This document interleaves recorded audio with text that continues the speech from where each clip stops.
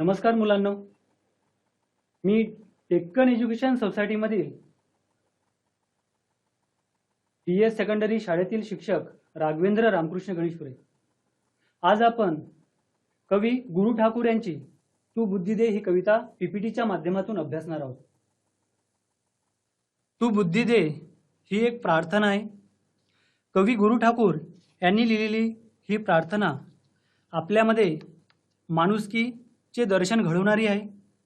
अशी ही तू बुद्धी दे प्रार्थना आज आपण अभ्यासणार आहोत। सर्वांनाच माहीत आहे, आपण परमेश्वराकडे प्रार्थना करत असतो आणि अशा परमेश्वराचे जे संत असतात ते ह्या परमेश्वराला एक प्रकारे विनंती करतात, प्रार्थना करतात आणि त्यांची श्रद्धा, त्यांची निष्ठा ती प्रार्थना पूर्ण करत असते। सरस्वतीची प्रार्थना म्हणा किंवा ज्ञानेश्वर माऊली, संत तुकाराम महाराज, समर्थ रामदास, हे सर्व संत ह्या परमेश्वराकडे जी प्रार्थना करतात त्या प्रार्थनेतून आपल्याला एक अध्यात्म आणि आत्मशांती याची जाणीव तर होतेच, शिवाय आपल्या जीवनामध्ये एक आनंद मिळत असतो। अशीच ही प्रार्थना जी विश्वविधात्याकडे केलेली आहे, कवी गीतकार गुरु ठाकूर यांची तू बुद्धी दे ही प्रार्थना आज आपण या पीपीटीच्या माध्यमातून अभ्यासणार आहोत। तर सुरुवातीला आपण कवी परिचय बघूया। कवी गुरु ठाकूर 1968, प्रसिद्ध कवी, गीतकार, स्तंभलेखक, नाटककार, कथा, पटकथा आणि संवाद लेखक आहेत। मराठी चित्रपटासाठी त्यांनी लिहिलेली गीते अतिशय लोकप्रिय आहेत। नटरंग, अगं बाई अरेच्चा, घर दोघांचे, टाइमपास, डॉक्टर प्रकाश बाबा आमटे यासारख्या अनेक प्रसिद्ध मराठी चित्रपटासाठी त्यांनी गीतलेखन केले आहे।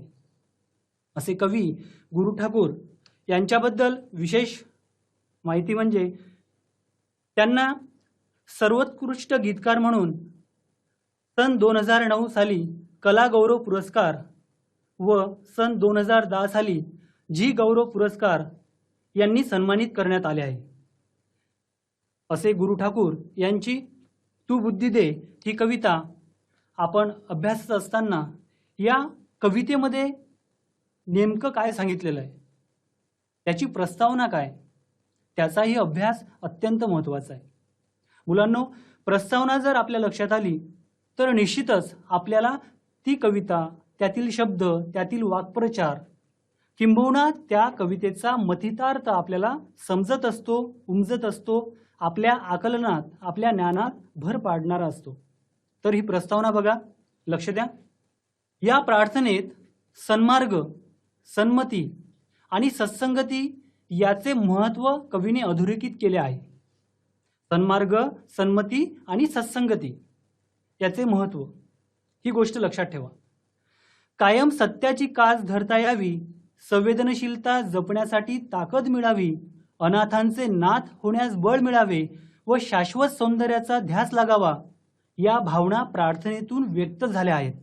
म्हणजे ही प्रार्थना जर तुम्हाला लक्षात घ्यायची असेल तर याच्यातील महत्त्वाच्या ज्या गोष्टी आहेत त्या म्हणजे सन्मार्ग, सन्मती आणि सत्संगती यावर भर देणारी ही प्रार्थना आपल्याला आता अभ्यासायची आहे।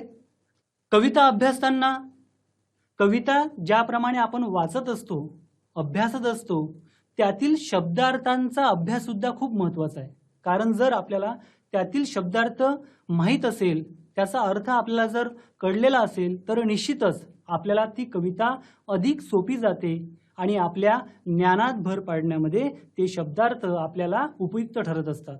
मुलांनो, यामधील शब्दार्थामध्ये नवचेतना म्हणजे नवचैतन्य, सर्वथा म्हणजे सदैव, आजन्म म्हणजे जन्मभर, सारथी म्हणजे मार्ग, दिशा दाखवणारा, रंध म्हणजे छिद्र, रुधिर म्हणजे रक्त, खल म्हणजे दृष्ट वा शत्रू, नीती म्हणजे सदाचाराचे नियम, सामर्थ्य म्हणजे शक्ती, सन्मार्ग म्हणजे चांगला मार्ग, सत्संगती म्हणजे चांगली संगत आणि सन्मती म्हणजे चांगली मती, बुद्धी। हे सर्व आपण शब्दार्थ आवर्जून वाचून घेतलेत, कारण या कवितेचं स्पष्टीकरण करताना तुम्हाला हे शब्दार्थ तुमच्या त्या कवितेचा अर्थ तुम्हाला समजण्यासाठी सहाय्यभूत ठरणार आहे.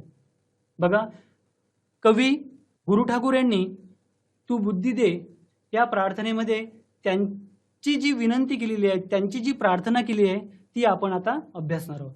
तू बुद्धी दे, तू तेज दे, नवचेतना विश्वास दे. तू बुद्धी दे, तू तेज दे, नवचेतना विश्वास दे. जे सत्य सुंदर सर्वथा आजन्म त्याचा ध्यास दे. जे सत्य सुंदर सर्वथा आजन्म त्याचा ध्यास दे. हरवले आभाळ ज्यांचे, हरवले आभाळ ज्यांचे हो तयांचा सोबती.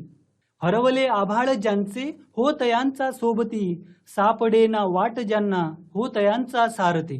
सापडेना वाट ज्यांना हो तयांचा सारथी. साधना करीती तुझी जे, साधना करीती तुझी जे, नित्य तव सहवास दे. तू बुद्धी दे, तू तेज दे, नवचेतना विश्वास दे. जाणवया दुर्बलांचे दुःख आणि वेदना. शब्दार्थ खूप महत्वाचे आहेत, प्रत्येक कडवं महत्वाचं आहे, त्यामुळे ते कडवं आवर्जून लक्षात घ्या. जाणवया दुर्बलांचे दुःख आणि वेदना. तेवत्या राहो सदा रंधातुनी संवेदना. तेवत्या राहो सदा रंधातुनी संवेदना. धमन्यातल्या रुधिरास या खल भेदण्याची आस दे. धमन्यातल्या रुधिरास या खल भेदण्याची आस दे. सामर्थ्य या शब्दाचा आणि अर्थ या जगण्यास दे. सामर्थ्य या शब्दाचा आणि अर्थ या जगण्यास दे. तू बुद्धी दे, तू तेज दे, नवचेतना विश्वास दे. जे सत्य सुंदर सर्वथा आजन्म त्याचा ध्यास दे. त्या कवितेमधलं सर्वात शेवटचं जे कडवं आहे ते अत्यंत महत्वाचं आणि त्या कवितेचा एक प्रकारे सारच आहे. बघा, तिसरं कडवं. सन्मार्ग आणि सन्मती लाभो सदा सत्संगती. सन्मार्ग आणि सन्मती लाभो सदा सत्संगती. नीती नाही भ्रष्ट हो जरी संकटे आली किती. नीती नाही भ्रष्ट हो जरी संकटे आली किती. पंखास या बळ दे नवे, पंखास या बळ दे नवे, झेपावण्या आकाश दे. पंखास या बळ दे नवे, झेपावण्या आकाश दे.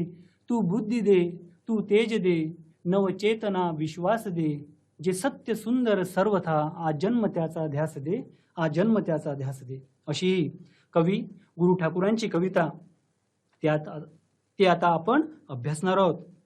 त्याच्यामधलं पहिलं जे कडवं आहे मुलांनो, त्यामध्ये सुरुवातीलाच त्यांनी म्हटलेलं आहे, तू आम्हाला काय बुद्धी दे, आम्हाला चांगली मती दे, आम्हाला चांगला प्रकाश दे, आम्हाला नवचेतना दे, नवीन प्रेरणा दे, नवीन स्फूर्ती दे आणि आम्हाला विश्वास दे. जे सत्य सुंदर आहे ते आम्हाला जीवनभर, आजन्म जीवनभर आम्हाला त्या दिशेनं जाऊ दे, आम्हाला त्याची ओढ लागू दे. आणि ते सांगतानाच ह्या कडव्याची सुरुवात करतायत. काय म्हणतायत कवी? हरवले आभाळ ज्यांचे हो तयांचा सोबती. बघा, सोबती म्हणजे सहकारी. हरवले आभाळ ज्यांचे हो तयांचा सोबती. सापडे ना वाट ज्यांना हो तयांचा सारथी. म्हणजे ज्यांचं आभाळ हरवलेलं आहे, जे निराधार झालेले आहे, जे अनाथ झालेले आहेत, त्यांचा तू सोबती हो. ह्या विश्वविधात्याकडे, ह्या ईश्वराकडे हे केलेली ही प्रार्थना अत्यंत आर्जवाने विनंती करणारी आहे. म्हणजे तू जे निराधार झालेले आहेत, जे अनाथ झालेले आहेत, त्यांचा तू सोबती हो परमेश्वरा. ज्यांना वाट सापडत नाहीये, जे दिशाहीन झालेले आहेत, भरकटलेले आहेत, त्यांचा सारथी हो असं म्हटलेलं आहे. सारथी म्हणजे बघा इथे चालक, रथ हाकणारा, दिशा दाखवणारा. तुम्हाला माहित आहे भगवान श्रीकृष्ण हे कोणाचे सारथी झाले होते? अर्जुनाचे. त्यामुळेच महाभारतामध्ये अर्जुन हा दिशाहीन झाला नाहीये, तो दिशाहीन झाला होता. पण जेव्हा भगवान श्रीकृष्ण सारथी झाले तेव्हा त्याला एक प्रकारे दिशा मिळाली आणि महाभारताचा इतिहास आपल्याला सर्वज्ञात आहे. अर्जुनाने पराक्रम गाजवलेला आहे. तर अशाच प्रकारे हे परमेश्वरा, तू ह्या निराधार लोकांचा, ज्यांना वाट सापडत नाहीये, ज्यांचं एक प्रकारे आभाळच हरवलेलं आहे, त्यांचा तू सोबती हो, त्यांचा तू सारथी हो आणि त्यांना वाट दाखव. साधना करीती तुझी जे नित्य तव सहवास दे. आणि एवढंच नाही तर तुझी जे प्रार्थना करतात, तुझी जी साधना करतात, तुझी जे तपश्चर्या करतात, त्यांना तू काय कर? सहवास दे. सहवास म्हणजे त्यांच्या सोबत राहा, संगतीला राहा. म्हणजे त्यांना एकटं सोडू नको, त्यांच्या नेहमी तू पाठीशी राहा. म्हणून म्हटलेलं आहे, हरवले आभाळ ज्यांचे हो तयांचा सोबती, सापडे ना वाट ज्यांना हो तयांचा सारथी, साधना करीती तुझी जे नित्य तव सहवास दे. तू त्यांचा सोबती हो, त्यांचा सारथी हो आणि त्यांना तू सहवास दे आणि त्यांची जी दिशा ठरलेली आहे त्या दिशेकडे त्यांना घेऊन जा. अशी ही प्रार्थना. त्यातील हे पहिलं कडवं तुम्हाला निश्चितच समजलं असेल. याच्यामध्ये आभाळ हरवणे हा एक वाक्प्रचार आहे. तर आभाळ हरवणे म्हणजे निराधार होणे, मायेची सावली नसणे, हे सुद्धा लक्षात घ्या. यानंतरच्या कडव्याकडे आपण जाऊया. कवी म्हणतात दुसऱ्या कडव्यामध्ये, जाणावया दुर्बलांचे दुःख आणि वेदना. म्हणजे जाणावया म्हणजे समजायला. दुर्बल कोण असतात? जे गरीब आहेत, जे दुबळे आहेत, पीडित आहेत असे, आणि त्यांची दुःख आणि त्यांची व्यथा हे आपल्याला समजलं पाहिजे. म्हणजे जाणवया दुर्बलांचे दुःख आणि वेदना, तेव त्या राहो सदा रंधातुनी संवेदना. बघा, परमेश्वराकडे कवी ह्या प्रार्थनेच्या माध्यमातून काय काय मागतायत की आम्हाला दुर्बलांचं दुःख समजलं पाहिजे, आम्हाला त्यांची वेदना समजली पाहिजे. तुम्हाला माहित आहे, संत तुकाराम महाराजांनी एक अभंग लिहिला आहे. कोणता आहे तो अभंग? तो अभंग असा आहे. संत तुकाराम महाराज म्हणतात, जे का रंजले गांजले त्यासी म्हणे जो आपुले, तोची साधू ओळखावा देव तेथेची जाणावा. काय विचार आहे. म्हणजे आपल्याला दुसऱ्यांचं दुःख समजलं पाहिजे, दुसऱ्यांची व्यथा समजली पाहिजे, त्याच्या वेदना कळल्या पाहिजे, आपल्याला त्याच्या भावना कळल्या पाहिजे. म्हणून ती प्रार्थना जी माणसाला माणुसकीच्या दिशेने घेऊन जाणारी आहे, ती प्रार्थना इथे कवी आपल्याला आपल्या माध्यमातून, त्या शब्दांच्या माध्यमातून आपल्यापर्यंत पोहोचवताना दिसतात. म्हणून म्हणतात, तेवत्या राहो सदा रंधातुनी संवेदना. तेवत्या म्हणजे जळत राहो, म्हणजे आमच्या हृदयामध्ये ती भावना कायम सदोदित राहिली पाहिजे, अखंडित राहिली पाहिजे, अबाधित राहिली पाहिजे. लोकांच्या बद्दलची, जे गोर गरीब आहेत, दुर्बळ आहेत, पीडित आहेत, यांच्याबद्दलची जी भावना आहे माणुसकीची, ती आमच्या हृदयामध्ये कायम अबाधित तेवत राहिली पाहिजे, जळत राहिली पाहिजे. धमन्यातल्या रुधिरास या खल भेदण्याची आस दे. धमन्यातल्या, धमन्यातल्या म्हणजे नसातल्या, म्हणजे माझ्या नसानसात, माझ्या नसानसात ती भावना असली पाहिजे. कशाची? वाईट मिटवण्याची. खल म्हणजे दुष्ट, दुर्जन, आणि रुधिर म्हणजे रक्त. म्हणजे माझ्या रक्तामध्ये तो विचार, तो दृष्टिकोन असला पाहिजे, जे वाईट आहे ते नष्ट व्हावं. तुम्हा सगळ्यांनाच माहित आहे, संत ज्ञानेश्वर महाराजांनी दुरितांचे तिमिर जावो, विश्व स्वधर्म सूर्य पावो, जो जे वांछिल तो ते लावो प्राणी जात. हे मागणं मागितलेलं आहे पसायदानातून.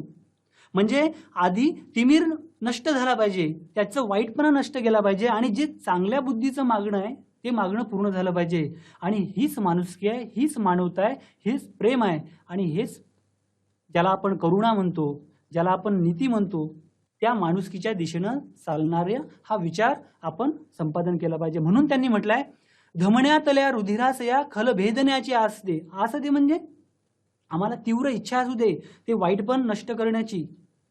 आमच्या रक्तामध्ये चांगला विचार असला पाहिजे, तो नेहमी अबाधितपणे, अखंडितपणे प्रवाहित असला पाहिजे.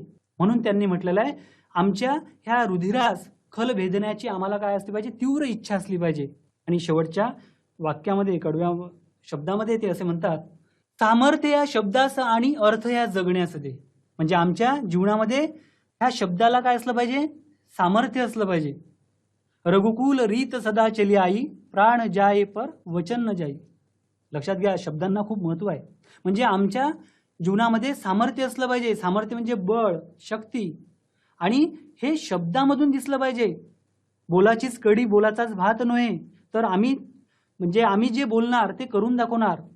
म्हणून त्यांनी म्हटलंय, सामर्थ्य या शब्दास आणि अर्थ या जगण्याचे दे. आमच्या जगण्याला अर्थ असला पाहिजे. आम्ही जे बोलणार, जे आम्ही सांगणार, ते आम्ही आमच्या कृतीतून सिद्ध केलं पाहिजे. गोरगरिबांची मदत केली पाहिजे, त्यांच्या संवेदना, त्यांचे दुःख हे आम्हाला समजून घेता आले पाहिजे, आणि त्यांच्या जीवनामध्ये काहीतरी मदत करता आली पाहिजे. ज्याप्रमाणे विंदा करंदीकरांनी देणाऱ्याने देत जावे, घेणाऱ्याने घेत जावे, घेता घेता एक दिवस देणाऱ्यांचे हात घ्यावे, हा विचार जोपासण्याची प्रवृत्ती आपल्याला दिलेली आहे. तो विचार आपण ह्या कवितेच्या माध्यमातून जर जोपासला तर निश्चितच सामर्थ्य या शब्दाचा आणि अर्थ या जगण्यास दे हा विचार आपल्याला संपादन करता येईल मुलांना. म्हणून आमच्या शब्दांना किंमत असली पाहिजे आणि आमच्या जीवनालाही अर्थ असला पाहिजे. कवी वामन निंबाळकरांनी त्यांच्या एका कवितेमध्ये शब्दांसाठी खूप उत्तम लिहिलेलं आहे. काय म्हटलेलं आहे कवी वामन निंबाळकरांनी? बघा, शब्दांनीच पेटतात घरेदारे देश आणि माणसे सुद्धा. शब्दांनीच पेटतात घरेदारे देश आणि माणसे सुद्धा. शब्दच विझवतात आगही शब्दांनीच पेटलेल्या माणसांची. शब्द नसते तर पडल्या नसत्या डोळ्यातून आगीच्या ठिणग्या. वाहिले नसते आसवांचे महापूर. आले नसते जवळ कोणी गेले नसते दूर. शब्द नसते तर.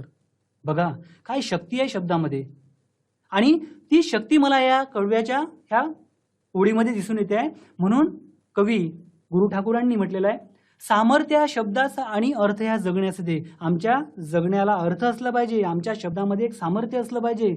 आमचा शब्द पडला नाही पाहिजे खाली. म्हणजे आम्ही जे बोलणार ते आम्ही कर्तृत्वातून सिद्ध करणार. हा विचार परमेश्वराकडे ते मागतायत. हे विश्व विधात्या, तू आमच्या मनामध्ये एक प्रकारची जी संवेदना आहे, जी भावना आहे, जे गोरगरिबांसाठी कायम अबाधितपणे तेवत राहणारी, तळमळत राहणारी अशी ठेव, हा विचार त्यांनी या कडव्याच्या माध्यमातून मांडलेला आहे. मुलांनो, शब्द सुद्धा लक्षात घ्या. तुम्हाला स्लाइडच्या माध्यमातून ते शब्द दिसत आहेत. त्या शब्दांकडे सुद्धा एक नजर टाका आणि ते शब्द आत्मसात करा. आपण पुढे जाऊया. प्रार्थना या कवितेच्या शेवटच्या कडव्याकडे आपण जात आहोत. अत्यंत महत्त्वाचं हे कडवं आहे. किंबहुना या कवितेचा सारस या कडव्यामध्ये दिलेला आहे. काय म्हटलेलं आहे कडव्यामध्ये? बघा, सन्मार्ग आणि सन्मती लाभो सदा सत्संगती. सन्मार्ग आणि सन्मती लाभो सदा सत्संगती. नीती नाही भ्रष्ट हो जरी संकटे आली किती. पंखास या बळ दे नवे झेपावणे आकाश दे. काय सुंदर विचार मांडलेला आहे. आम्हाला सन्मार्ग दे आणि आम्हाला सन्मती दे. सन्मार्ग म्हणजे सत्याचा मार्ग, न्यायाचा मार्ग. एक प्रकारे तो यशाचाच मार्ग असतो. म्हणजे तुम्ही सन्मार्गाकडे जर वळलात तर निश्चितच तुमचा विजय होणे निश्चितच आहे, आणि तो होतोच. कारण आपला सन्मार्ग जर चांगला असला आणि आपली मती जर चांगली असली तर निश्चितच आपल्याला चांगली संगती लाभते. तेच मागणं आपल्याला ह्या कवितेच्या माध्यमातून कवी विश्वविधात्या परमेश्वराकडे मागताना दिसत आहेत आणि म्हणतायत, सन्मार्ग आणि सन्मती लाभो सदा सत्संगती. आम्हाला सदा लाभो. लाभो म्हणजे आम्हाला मिळो, प्राप्त हो. आम्हाला चांगला मार्ग मिळाला पाहिजे. आमची बुद्धी चांगली असली पाहिजे, चांगली मती असली पाहिजे, जी नेहमी माणुसकीचा, चांगल्या विचारांचा दृष्टिकोन जोपासेल, त्या दिशेनं कर्तृत्व करेल. हा विचार इथे मांडलेला आहे. आणि सदा सत्संगती लाभो, चांगली संगत लाभो. लक्षात घ्या, संत तुकाराम महाराजांनी एका अभंगामध्ये असं म्हटलेलं आहे, ढेकणाच्या संगे हिराही दुभंगला. म्हणजे आपली संगत जर चांगली असेल तर आपलं जीवन चांगलं असते, पण आपली संगत जर वाईट असली तर हिरा सुद्धा दुभंगतो. म्हणजे आपल्या जीवनामध्ये आपण चांगली संगत जोपासली पाहिजे, चांगले लोक मिळवले पाहिजे. म्हणून ते मागणं या कवितेतून कवी मागताना दिसत आहेत. ते म्हणतात की आम्हाला सन्मार्ग दे, चांगला मार्ग दे, चांगली मती दे आणि आम्हाला चांगली सत्संगती लाभू दे. खूप चांगला विचार इथे मांडलेला आहे. नीती नाही भ्रष्ट हो जरी संकटे आली किती. आणि आमची नीती भ्रष्ट होऊ देऊ नको परमेश्वरा. कितीही संकटे येऊ देत, म्हणजे कितीही संकटे आली तरी आमची नीती भ्रष्ट झाली नाही पाहिजे, आम्ही होऊ देणार नाही, असा तू आम्हाला आशीर्वाद दे. आमच्यावर तुझा वरदहस्त ठेव. नीती म्हणजे काय? चांगले वर्तन, सदाचाराचे नियम. म्हणजे आमचं जीवन हे चांगल्या नीतीने असलं पाहिजे. आम्ही चांगल्या नीतीला धरून जीवन जगलो पाहिजे. आणि आमची नीती इतकी प्रबळ असली पाहिजे, इतकी सामर्थ्यवान असली पाहिजे, एवढी शक्तिमान असली पाहिजे, कितीही संकटे आली तरी आमची नीती कधीही ढासळली नाही पाहिजे. आम्ही संकटावर पाय ठेवून त्यावर विजय मिळवण्याची आमची जी वृत्ती आहे, आमचा जो संकल्प आहे, तो आमचा, हे परमेश्वरा, तो विचार आमचा सिद्ध कर. किंबहुना आम्हाला त्या बिकट मार्गामध्ये तू आमचा काय हो, सोबती हो, आम्हाला मार्ग दाखवणारा, एक दिशादर्शक असणारा असा आमचा तू पाठीराखा हो. पंखास या बळ दे नवे झेपावण्या आकाश दे. आणि आम्हाला या आमच्या पंखामध्ये, आमच्या विचारामध्ये असं एक बळ दे, अशी शक्ती दे की आम्हाला ह्या आकाशामध्ये झेपावण्याकरिता, म्हणजे जे मुक्त आकाश आहे त्या आकाशामध्ये आम्हाला झेपावण्याकरिता, आम्हाला आमचं जीवन यशस्वी करण्याकरिता, आम्हाला त्या दिशेनं जाण्याकरिता आमचं कर्तृत्व सिद्ध करण्याकरिता हे जे कर्तृत्वाचं आकाश आहे त्या आकाशामध्ये आमची मानसिक वृत्ती, आमचा स्वभाव, आमची शक्ती अधिक प्रबळ कर. म्हणून त्यांनी म्हटलंय, पंखास या बळ दे नव्हे झेपावणे आकाश दे. हे आकाश आम्ही झेपावून घेतलं पाहिजे. आम्ही त्या आकाशापर्यंत किंबहुना आकाशही भेदून आम्ही यशाचा मार्ग स्वीकारला पाहिजे. हा विचार ते इथे मागताना दिसत आहेत, ते मागणं मागताना दिसत आहेत. म्हणून म्हणतायत, पंखास या बळ दे नव्हे झेपावणे आकाश दे. तू बुद्धी दे, तू तेज दे, नवचेतना विश्वास दे. जे सत्य सुंदर सर्वथा आजन्म त्याचा ध्यास दे. असा आम्हाला ध्यास दे. म्हणजे आमच्या जीवनामध्ये चांगला सन्मार्ग, चांगली मती आणि चांगली सत्संग, चांगली संगत आम्हाला लाभू दे. आणि आमची नीती कधीही भ्रष्ट होऊ देऊ नको. आमच्या पंखामध्ये, आमच्या विचारांमध्ये असं बळ दे जे आम्हाला यशाकडे घेऊन जाईल. अशी कविवर्य गुरु ठाकूर यांची ही तू बुद्धी दे प्रार्थना आपल्याला सन्मार्ग, सन्मती आणि सत्संगत, चांगली संगत याचा विचार देणारी आहे. यामध्ये मुलांनो आलेले जे वाक्प्रचार आहेत त्या वाक्प्रचारांकडे एक लक्ष द्या. पहिला वाक्प्रचार जो आहे, आभाळ हरवणे, त्याचा अर्थ आहे निराधार होणे. नंतरचा खल भेदणे म्हणजे दृष्टांचा नायनाट करणे. तिसरा पंखास बळ देणे, त्याचा अर्थ असा आहे झेप घेण्याची शक्ती देणे. म्हणजे ह्या कवितेच्या माध्यमातून तुम्ही जर एक गोष्ट लक्षात घेतली असेल तर ह्या विश्वविधात्याकडे, ह्या परमेश्वराकडे कवी आपल्याला चांगल्या बुद्धीचं मागणं मागताना दिसत आहेत. आपल्याला चांगली चेतना मिळावी, चांगला विश्वास मिळावा आणि आम्हाला जे सत्य आहे, जे सुंदर आहे, आजन्म फक्त एवढ्यापुरतं किंवा तात्पुरतं नव्हे तर जन्मभर अखेरच्या श्वासापर्यंत आम्हाला काय त्याचा ध्यास असू दे. जे सत्य आहे, जे सुंदर आहे, जे अजरामर आहे, जे शाश्वत आहे, ते सत्य आम्ही आमच्या जीवनामध्ये जोपासलं पाहिजे. हा विचार मागताना आपल्याला कवी दिसून येतात. अशी ही तू बुद्धी दे ही प्रार्थना निश्चितच आपल्याला एक माणुसकीचं दर्शन घडवून देणारी ठरणारी आहे. साने गुरुजी यांनी खरा तो एकची धर्म जगाला प्रेम अर्पावे ही प्रार्थना लिहिली आहे. आपल्याला असे अनेक ज्या प्रार्थना असतात, अशा अनेक ज्या प्रार्थना असतात त्या आपल्याला संकलित करता आल्या पाहिजे, त्याचा अर्थ लक्षात घेता आला पाहिजे. तेव्हाच आपल्याला या प्रार्थनेचा अभ्यास करताना याचे संदर्भ तुम्हाला सोमतामध्ये किंवा एखादा प्रश्न आला तर तुम्हाला तिथे देता येईल, किंबहुना आपल्याला त्यावर विचार व्यक्त करता येतील. साने गुरुजींनी खरा तो एकची धर्म जगाला प्रेम अर्पावे हा विचारच एक प्रकारे जो प्रार्थनेतून दिसून येतो त्याच्यामधली उदात्तता, तो विचार आपण ज्ञानेश्वर महाराजांच्या पसायदानातूनही आपण बघू शकतो. आपली कविता तू बुद्धी दे प्रार्थनेच्या अंगाच्या दृष्टिकोनातून असल्यामुळे मी तुम्हाला संत ज्ञानेश्वर महाराजांच्या पसायदानाचा एक संदर्भ देतोय. हे संदर्भ तुम्ही लक्षात घेतले पाहिजे. ह्या प्रार्थनेवर आधारित सोमतामध्ये तुम्हाला तिथे त्यांच्या एक दोन ओळी तिथे लिहिता आल्या पाहिजे. संत ज्ञानेश्वर महाराजांनी आपल्या पसायदानातून विश्वासाठी मागणं मागितलेलं आहे. ह्या परमेश्वराला मागणं मागताना स्वार्थ दिसतच नाहीये, खूप मोठा उदात्त विचार आहे. तर पसायदान असेल, सगळे साधू संत असतील, त्यांची विचारधारा असेल, ही विचारधारा आपण लक्षात घेतली पाहिजे. तेव्हाच तुम्हाला कवी गुरु ठाकूर यांची तू बुद्धी दे ही प्रार्थना आपल्याला समजेल आणि निश्चितच आपल्याला त्याचा अर्थ समजून येईल आणि तुम्हाला त्यावर आधारित जे काही सोमताचे जे काही प्रश्न असतात त्याची उत्तरं तुम्हाला लिहिता येतील, किंबहुना तुम्ही त्याच्यावर विचार व्यक्त करू शकाल, उदाहरणे देऊ शकाल. यावर काही सोमतावर आधारित प्रश्नकृती आहेत, त्या तुम्ही लक्षात घ्या. एकच प्रश्न किती विविध अंगाने विचारला जाऊ शकतो ते तुम्ही बघू शकाल. बघा, सोमतावर आधारित प्रश्नकृती. आपल्या जीवनात असलेले प्रार्थनेचे महत्त्व तुमच्या शब्दात लिहा. काय आहे आपल्या जीवनात प्रार्थनेचं महत्त्व ते तुम्ही तुमच्या उदाहरणातून ते तुम्हाला लिहायचं आहे. त्याच्याकरिता या कवितेचं स्पष्टीकरण तुमच्या लक्षात घेऊन जर तुम्ही त्याच्यामध्ये तुमच्या मनात आलेले काही कवितेच्या ओळी असतील किंवा एखाद्या संतांचे विचार असतील तर तुम्ही त्याच्यामध्ये लिहिले तर निश्चितच त्या प्रश्नामध्ये आणखी ज्याला आपण दुधात साखर म्हणतो तो गोडवा निर्माण होईल. तुमच्या जीवनातील प्रार्थनेचे महत्त्व 1-2 उदाहरणाद्वारे लिहा. बघा, तोच प्रश्न आहे, वेगळ्या अंगाने विचारलेला आहे. म्हणजे तुमच्या जीवनामध्ये प्रार्थनेचे महत्त्व, काही जे उदाहरणं असतील त्या उदाहरणाद्वारे तुम्हाला त्या प्रार्थनेचं महत्त्व लिहायचं आहे.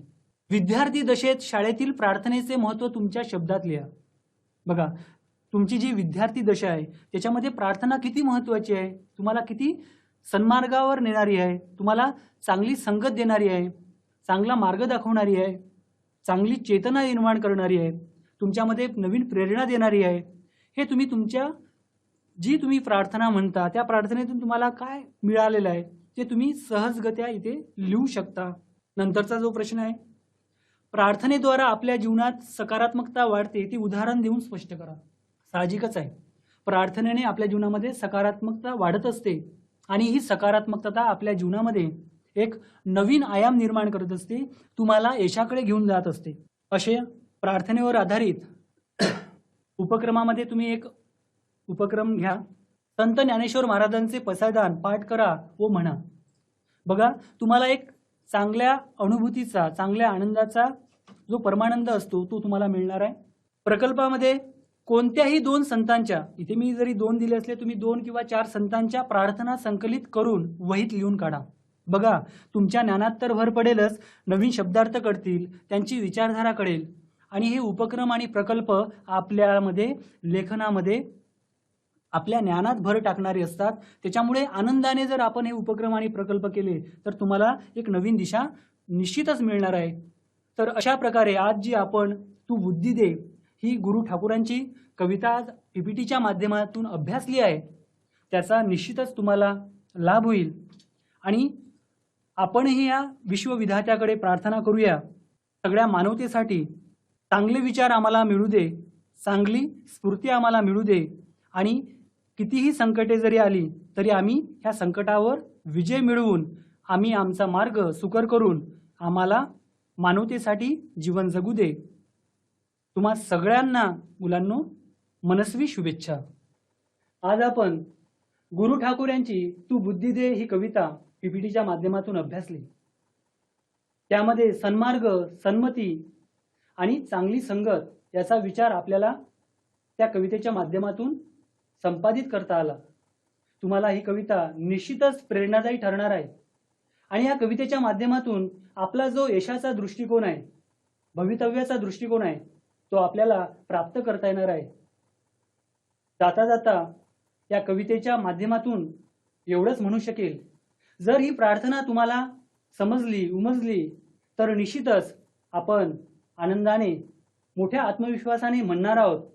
बाबा आमटे यांनी म्हटलेलं आहे, माणूस माझे नाव, माणूस माझे नाव, 10 दिशांच्या रिंगणात यापुढे माझी धाव, 10 दिशांच्या रिंगणात यापुढे माझी धाव. ही प्रार्थना तुम्हाला यशासाठी उपयुक्त ठरो, हीच परमेश्वराकडे मी प्रार्थना करतो. तुम्हा सर्वांना शुभेच्छा. धन्यवाद.